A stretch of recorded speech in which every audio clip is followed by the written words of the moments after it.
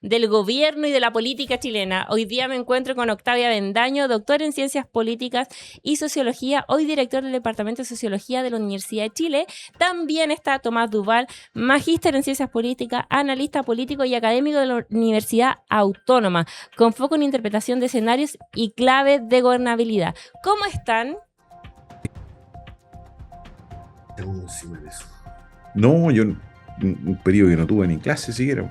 Tuve que Sí. estar de decano en pandemia. Oh, Me tocó en pandemia después los Ya. 8 años.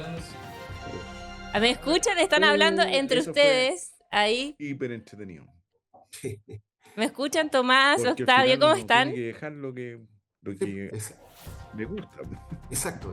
Parece Exacto. que tenemos un problema ahí Ese es con la... el punto. A ver, ¿están muteados? Ah, Parece Ahora bien. sí, ¿me escuchan? sí, te escuchamos bien. Yo te escucho por lo Me menos. escuchan bien, pero ellos están muteados. A ver, Te escucho podemos probar como- eso, mejorar ese. Y yo no estoy escuchando por si acaso. Quien conduce no escucha. Ya, No hay problema. ahora sí. Yo te escucho por lo menos. Ahí está. No, sigo sin sé si- escuchar yo, por si acaso. no. Ahí no escucha nada. Bueno, mientras solucionamos esto, yo les contaba entonces que hay muchas preguntas que nos tenemos que hacer para ver cómo hacer el proyecto de José Antonio Kast. Ahora sí que sí. Octavio, ¿cómo estás? Hola, ¿qué tal? Muchas gracias por la invitación. Ay, qué bueno que estés aquí. Primera pregunta, Octavio, y luego paso con Tomás. ¿Es el respaldo que recibió Antonio Kast un respaldo al proyecto ideológico de la derecha? ¿Se puede interpretar así? El propio rector Peña decía que como él no expresó ideas en su campaña, uno no podría hacer una analogía y decir que esto corresponde, que la sociedad chilena se derechizó. ¿Estás de acuerdo con ese análisis? Es bastante relativo en el sentido de que los programas en general o las propuestas programáticas de un tiempo a esta parte quedan absolutamente relegadas en el marco de las campañas electorales. Y bueno, la teoría o la ciencia política demuestra de que hay muchas formas de adherir a una determinada candidatura o hay distintos factores que están incidiendo en la adhesión a determinadas corrientes políticas o a una determinada candidatura. Muchas veces la socialización, muchas veces está relacionado con el cómo votan los pares o cómo vota el contexto familiar. De manera que hay muchos otros elementos que van más allá de lo programático y que permiten eh, eh, tomar ciertas decisiones o que los electores permiten entender por qué los electores se inclinan por tal o cual opción. Hay que decir que se dan una serie de circunstancias que facilitaron el apoyo a José Antonio Kast. Por un lado, el hecho de haber instalado una agenda desde hace bastante tiempo, esta agenda al menos la podemos reconocer ya en el contexto de las elecciones del 2021, donde Kast obtiene la primera mayoría relativa en la primera vuelta en esa ocasión. Y luego el mantener de manera persistente esa agenda de seguridad, agenda al mismo tiempo pro crecimiento versus una izquierda y una centroizquierda que no es capaz de plantear propuestas alternativas a la derecha. Por ende, resulta natural en esta ocasión de que buena parte del electorado, además de castigar al gobierno de turno, se inclinaran por una opción que ofrecía una parte importante de la oposición y tomando en consideración lo que había ocurrido también en primera vuelta. Kast gana con la posibilidad de acumular, perdón, Kast obtiene la segunda mayoría en la primera vuelta con la posibilidad de acumular aquello que ofrecieron o lograron acumular también y recibir otras candidaturas de derecha. No ocurre lo mismo con Janet Jara, donde el margen de crecimiento era bastante limitado, bastante restringido y le iba a impedir imponerse en la segunda vuelta. Eso, desde luego, es atribuible a la derecha porque hay un caudal de votos muy importante,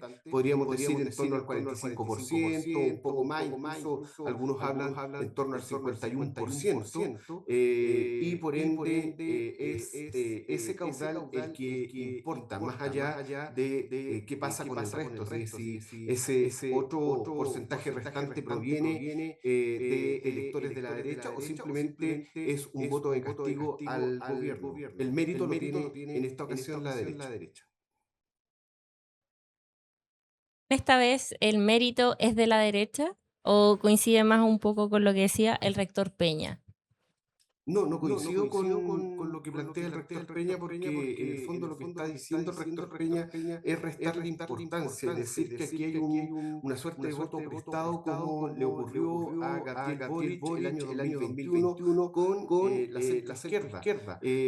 No, acá hay un voto que viene de sectores como el Partido Nacional Libertario, de una parte importante de Chile Vamos y de aquellos sectores que están castigando al gobierno. Por ende, el mérito lo tiene la derecha en esta ocasión. No es un voto que se obtiene por casualidad o por razones exclusivamente circunstanciales. Incluso aquel voto del Partido de la Gente que proviene de electores que apoyaron a Franco Parisi son mucho más cercanos y han demostrado ser más cercanos a la derecha que a el mundo de la centroizquierda. Tomás, estamos conversando con Tomás Duval, con Octavia Bendaño. Nos gustaría saber entonces, Tomás Duval, cuál es tu observación de este fenómeno y a qué se debe entonces esta victoria de José Antonio Kast. Viene difícil resumirla en una cosa que es realmente la victoria de José Antonio Kast. Yo diría que bueno, de partida hay una persistencia en una candidatura de hace tres periodos atrás, ¿no? Empezó con un dígito de aprobación, después con dos, y hoy día terminó arrasando en una segunda vuelta, ¿no? Por lo tanto, ha sido una consistencia y coherencia en este crecimiento de la candidatura de José Antonio Kast. Y me parece que su estrategia de campaña, yo en eso relevo la gran campaña que hizo porque tomó la agenda pública, que eran temas esenciales que de alguna manera este gobierno había dejado de lado en materia de seguridad, migración y economía. Y al mismo tiempo se planteó como la alternativa de cambio frente a un mal gobierno, por decirlo de alguna manera, ¿no? Y instaló este tema del gobierno de emergencia, que era necesario para corregir ciertas cosas o tomar estos temas en la agenda. Entonces me parece que esa virtud que tuvo José Antonio Kast es importante. Y lo segundo es que no hay que perder de vista el efecto que tiene también, que las derechas hicieron de la primera vuelta una primaria. Y ese efecto de hacer voy a mencionar las tres candidaturas de derecha, voy a dejar de lado a París por otras consideraciones, ¿no? Pero uno puede decir, mire, fue Kaiser, Matei y Kast fueron a una primaria en la primera vuelta. Bueno, esa primaria fue un éxito para las derechas, ¿no? Porque lograron captar una gran cantidad de votos que luego a quien saliera triunfador, podría haber sido cualquiera, pero en este caso fue José Antonio Kast. Bueno, fue capaz de aglutinar esa votación detrás. Y en segunda vuelta trajo más allá de las propias derechas, ¿no? Entonces me parece que eso tuvo un efecto muy relevante en la opinión pública. Y logró conquistar adhesión naturalmente más allá de los cuales estaba. ¿Virtud de José Antonio Kast es una virtud de su propia candidatura o tal vez conversa mejor con la época?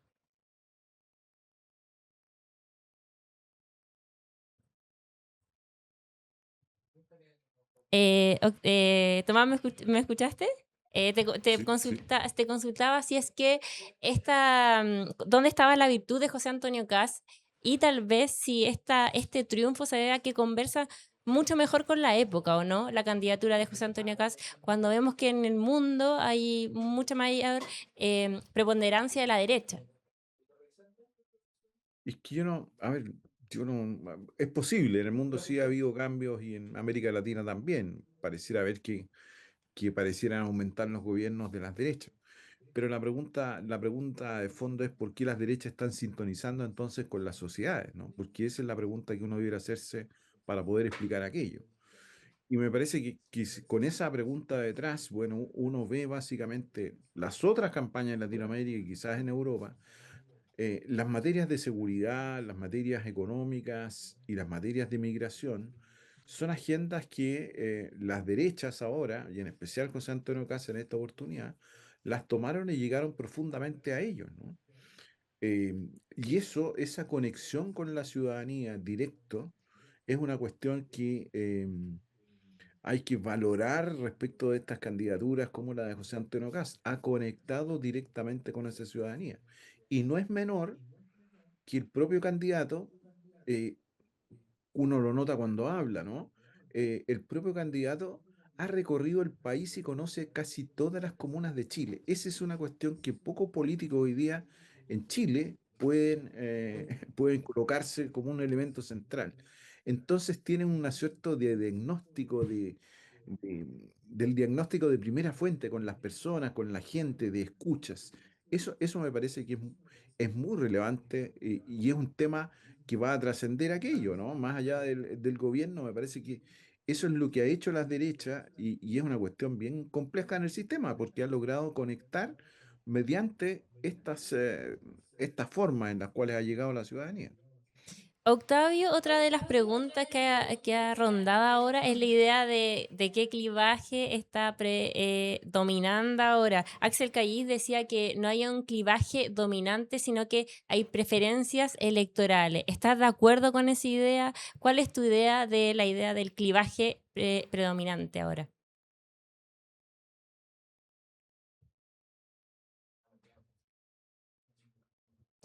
Octavio, tienes tu micrófono apagado, creo. Ahí, Sí, ahí está. pienso que se utiliza en un sentido superficial la noción de clivaje porque la noción de clivaje alude a la existencia de fracturas sobre los cuales se erige el sistema de partidos, los partidos intentan representar, siempre se posicionan a un lado de la fractura.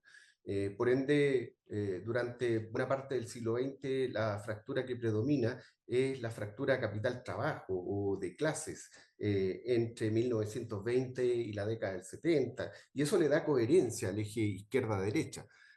Se puede hablar de partidos obreros, de partidos de clase media, porque la fractura sí se configura, o el sistema de partidos se configura en función de ese tipo de temas. Y lo que ocurre a partir del año 90 es que se impone una fractura que es la fractura dictadura, autoritarismo y democracia, que es una fractura que va a durar hasta la primera elección del presidente Sebastián Piñera hacia el año 2010. Se desdibuja esa fractura a partir de ese entonces, se comienza a hablar de la existencia de otras fracturas como la fractura digamos, relacionada con el estilo de gestión, otros hablan a partir de las movilizaciones del 2011 de fracturas relacionadas con la distinción Estado-mercado o a partir de ese mismo año, cuando aparece el tema de la Asamblea Constituyente, se comienza a hablar de participación ampliada, participación restringida.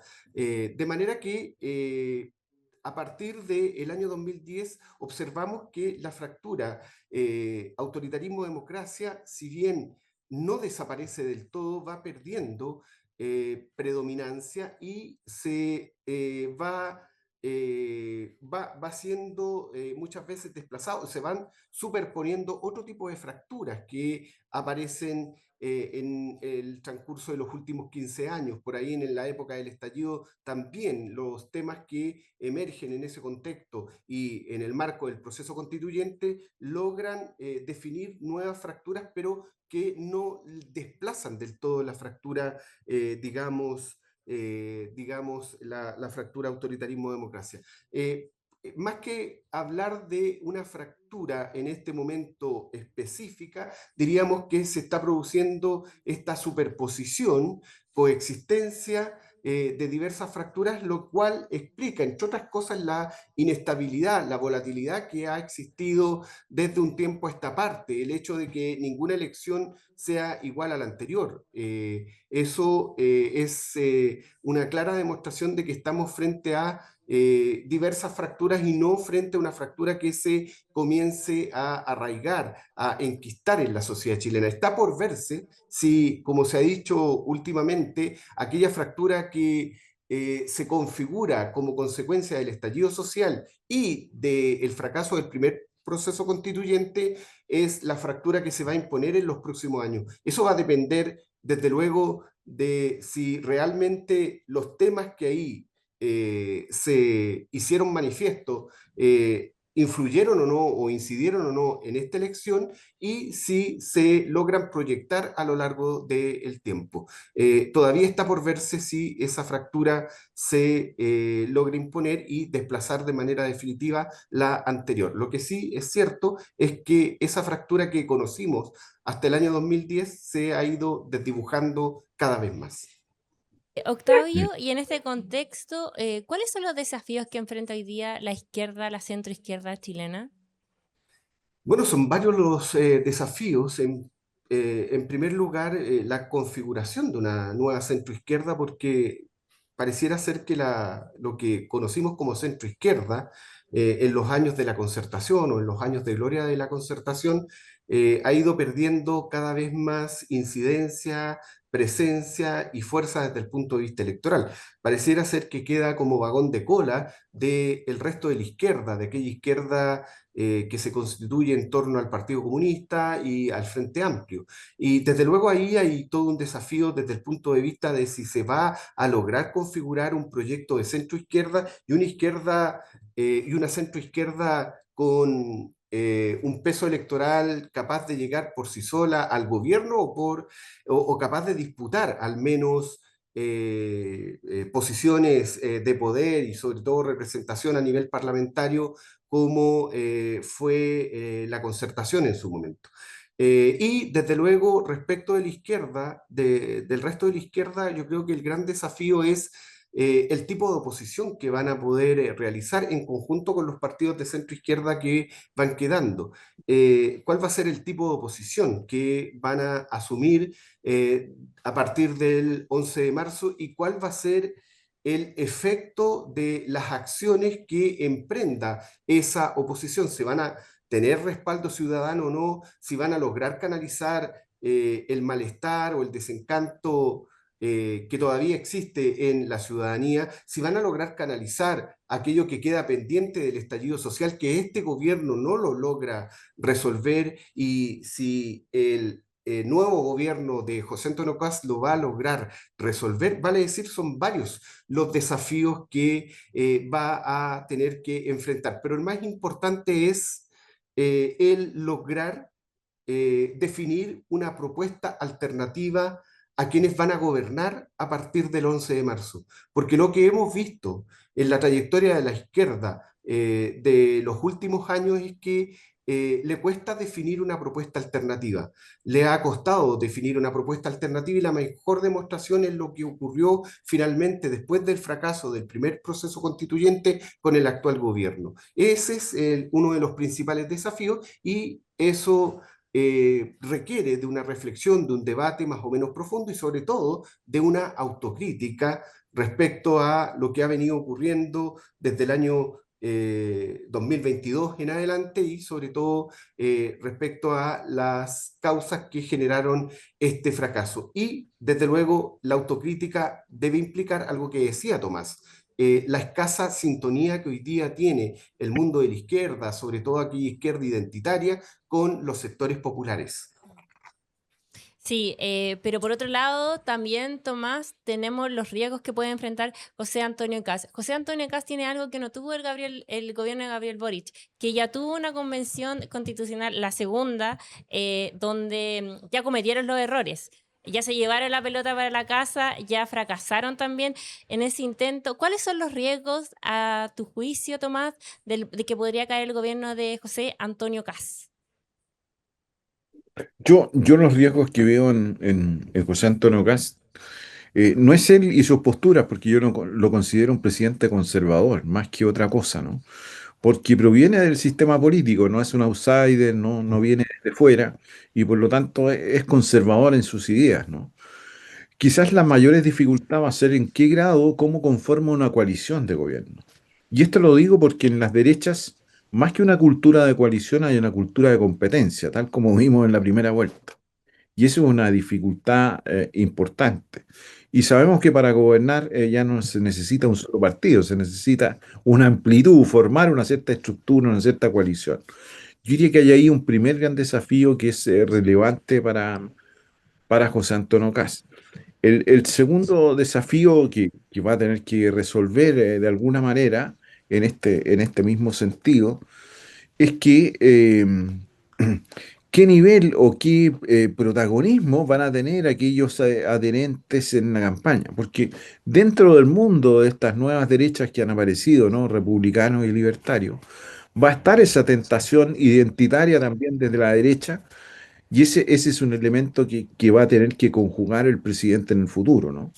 Yo no digo que no existan, pero el presidente va a tener ese tipo de cuestiones que pueden estar ahí presionándolo de cierta manera, ¿no? Entonces me parece que ese es un desafío respecto a las internas, ¿no? Y el gran desafío es cumplir con sus promesas. Ese es el desafío, yo diría, de todos los gobiernos, ¿no? ¿Cómo cumplir con esas gobiernos? Con las promesas que hizo y de qué manera se llevan adelante.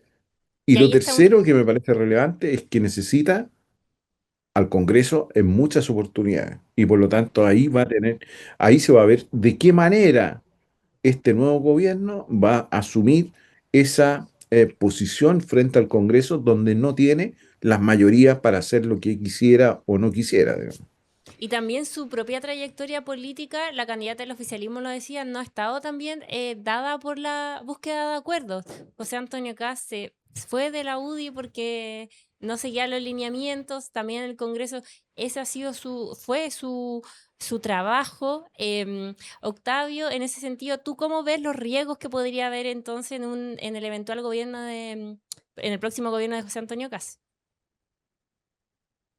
Yo creo que tiene que ser un gobierno con una dosis de pragmatismo muy importante y como decía Tomás, se tendrían que dejar de lado aquellos temas que sean muy controversiales, incluyendo los temas identitarios o de carácter valórico, porque eso no solamente van a generar una controversia grande con sectores de la oposición, sino que pueden generar controversia en sectores de la derecha. Recordemos que no toda la derecha tiene una matriz conservadora, hay sectores de la derecha que tienen matriz liberal y por ende se pueden generar tensiones desde el punto de vista del debate valórico, de los debates identitarios. Y en ese sentido es muy importante que, para evitar riesgos, que defina una agenda prioritaria, de temas prioritarios.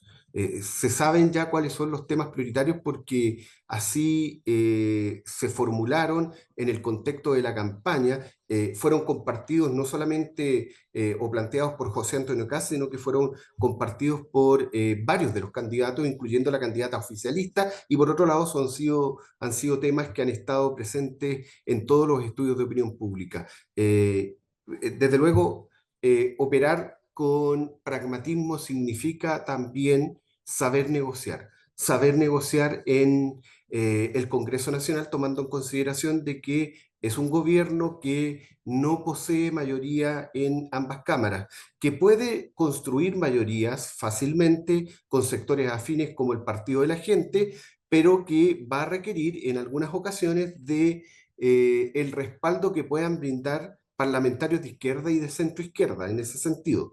Y eso se va a lograr solo si opera con una dosis de pragmatismo. Si no hay pragmatismo, si hay dogmatismo, por el contrario, se corren varios riesgos porque eso va a provocar fricciones inmediatas con sectores de la oposición que se van a negar a negociar, que pueden asumir una actitud más bien obstructiva y por otro lado con sectores más afines, incluso dentro de la propia coalición de gobierno.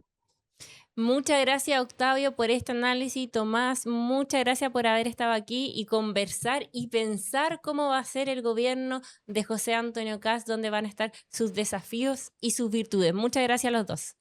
Encantado. Gracias. Chao.